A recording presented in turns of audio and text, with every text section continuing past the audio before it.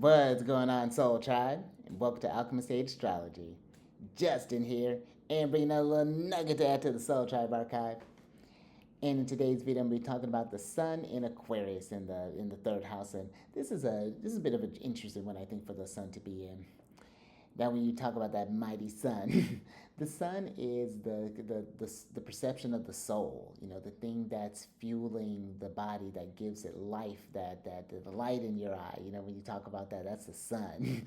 The sun can bring this kingliness, these notable figures. You know, people that come into to leadership, and the sun is that, again, that how we connect and get to that higher light of the mind. The sun can even be associated with friendship, and there's even a relationship with in reference to the father when we're talking with the sun.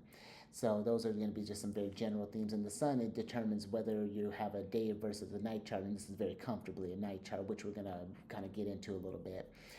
But before that, let's talk about Aquarius. They're traditionally ruled by Saturn, and they are the fixed air sign, and they are one of the diurnal signs, so active in nature. And I think that with that Saturnian influence on Aquarius, I think that gives them a very strong mind. I think it can create a lot of focus, a natural intelligence with them, a way of being able to see a vision that maybe others can't see at first. I think it gives a sense of foresight, of patience. I think that can something that can come with, and I'm just talking about Aquarius in general. I think that they'll take the time to get all of the information, to have all the blueprints written up, to get the thing in motion there. Yeah, that's a really cool energy. I think that can come with that. That fixed air, again, to be able to hold those thoughts. The human vision boards. And there's there's a social aspect with Aquarius. I think that they can be ones that can leave a strong impact with not without saying many words. I think that's a really cool thing that can come with that Aquarius energy as well. And then when you talk about the third house, this was known as the house of the goddess, and it's one of the Caden houses. And some of the themes that this house deals with are going to be like your siblings, your relatives. This deal with like friends, your neighbors, your neighborhood. It's kind of that just sort of environment, that sort of immediate surrounding. Your short, it can deal with like short trips. So that's going to deal with like maybe if you have like a car, or if it's going to deal with like anything that deals with like your commute and things like that. School, especially like kind of like early education, but just kind of education in general, that kind of learning, communications, writings, media. It can even, there's even it can deal with like sacred rites. It can get into dream, like oneiromancy, and we're going to get into that a little bit. But a few things to think about when we're talking about this placement. One, you would have a Sag rising by whole sign, and you're going to want to look to Saturn, because Saturn is going to import the themes of this house and the second house to wherever Saturn is, and that second house deals with like your income, or your personal finances, your possessions, and your livelihood. And another thing to think about too, like how I said, this is a night chart. Saturn's going to be the most difficult planet in the chart, so you really want to get an idea of what Saturn is doing, how it's configured, where what house is it in, and you really get an understanding of that, and that can help make the sun, where the sun is at, make a lot more sense, especially if there were any sort of particular difficulties that Saturn may be bringing. And then the sun is going to be the ruler of the ninth house, and is going to import the themes here. And the ninth house deals with like travel, especially foreign travel, foreign things or people, education, especially that sort of like higher education, religion, beliefs, spirituality, and things along those lines. And another thing too, this is where the sun finds itself in its detriment, because it's opposite from its home sign of Leo. And so it just means that the sun's a little bit weaker. It's like it's not able to express itself as strongly as it would like. But it's not to say that the sun can't do anything. It just requires a bit more effort with that sun there. Now, some things that I would talk about with this person is definitely thinking, especially if you had siblings, for example. That would be an area that I would want to explore, and to see what is that, how did that what was that like growing up? What did that communication look like? How did their beliefs, their education, their schooling? Because I've seen it where you'll have people have placements in the third, and they'll have like way different education experiences. And I mean, of course, they're two different people, but I've seen it even to the extreme where private school versus like public school, and what sometimes that dissonance sometimes that can create there.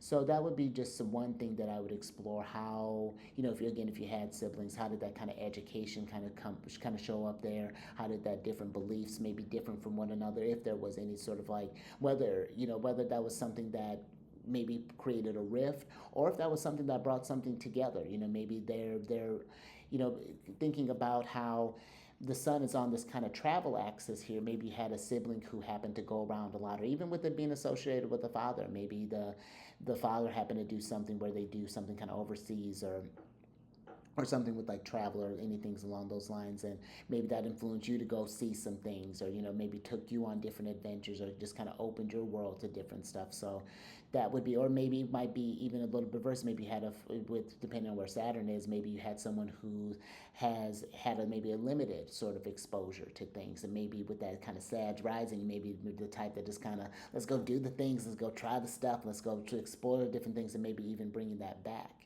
kind of communicating that sort of thing, maybe trying to open up their world. That could be just because, again, the houses are meant to be something that are not just all just representation of stuff, but things that can be outside of ourselves as well.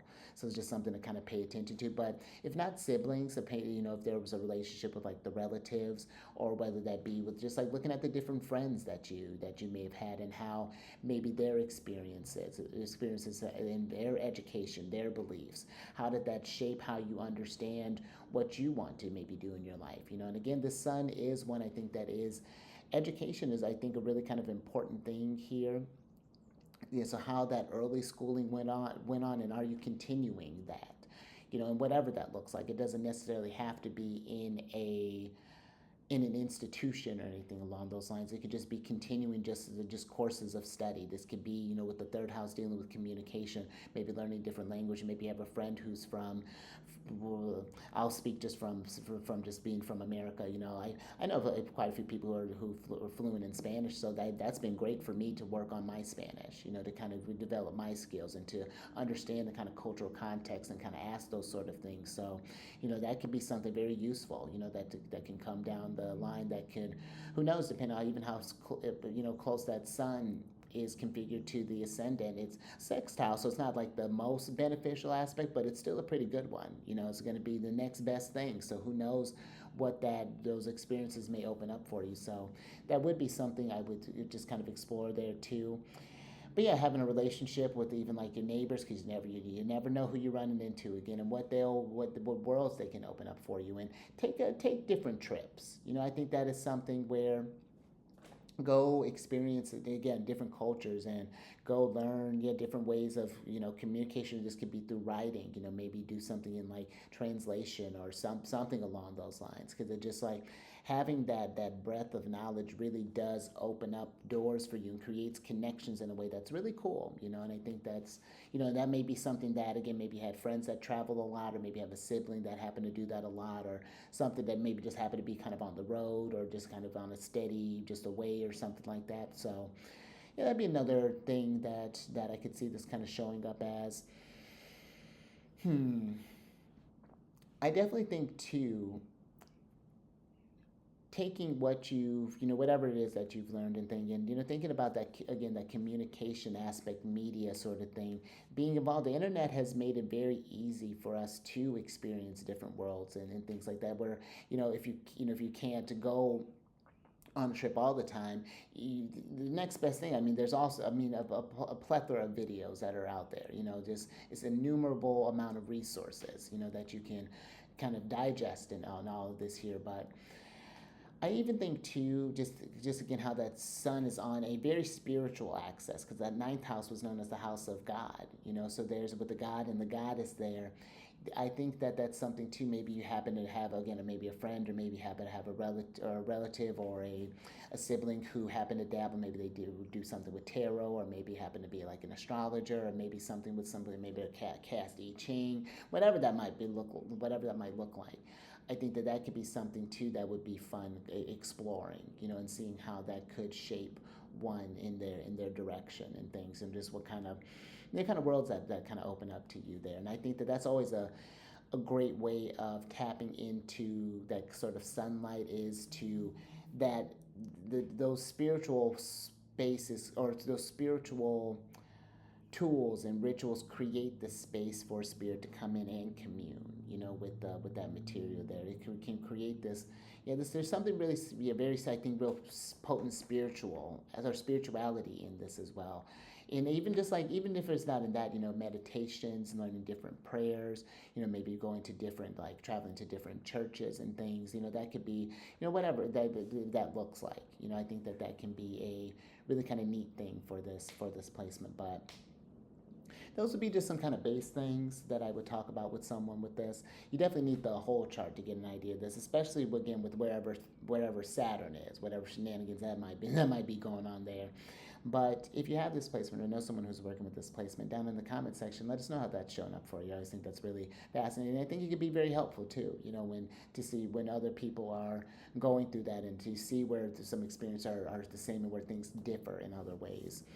And then if there's something where if you want to get more learn your chart more personally, track your transits, learn your perfections, things along those lines, down in the description box there's a link to book a consultation with me, so definitely check that out. And if you have any questions about the services that I provide, my email's down there, so feel free to reach out to me. There are also if you want to support the work that I'm doing further, there's a link for my Patreon. And I have 2 tiers there. One of them's for the Lucky Day podcast, which is I select the most auspicious days for each month, and it's to help for whatever endeavor that you're doing, whether you're applying for a school, planning a trip, maybe you're buying a car, things along those lines. That's what that's for. So definitely check that out. And tier 2 offers that access to the podcast plus a personalized monthly transit report from me. So that's definitely something, almost the next best thing to getting a personal reading with me. So that's available. And then last thing, there's a link for the Lunar Shenanigans, which is a weekly show that talks about the astrology of the moon, what sign it's in, what phase it's in, when it happens to go void, of course, and just to get a general feel of the energy each week as the moon is doing its thing, connecting with the different planets and distributing those energies to us. It's really important to track that moon. So that's also available. But until next time, stay mindful out there. Keep raising that vibration through the roof. And I will catch you on the next one. Later.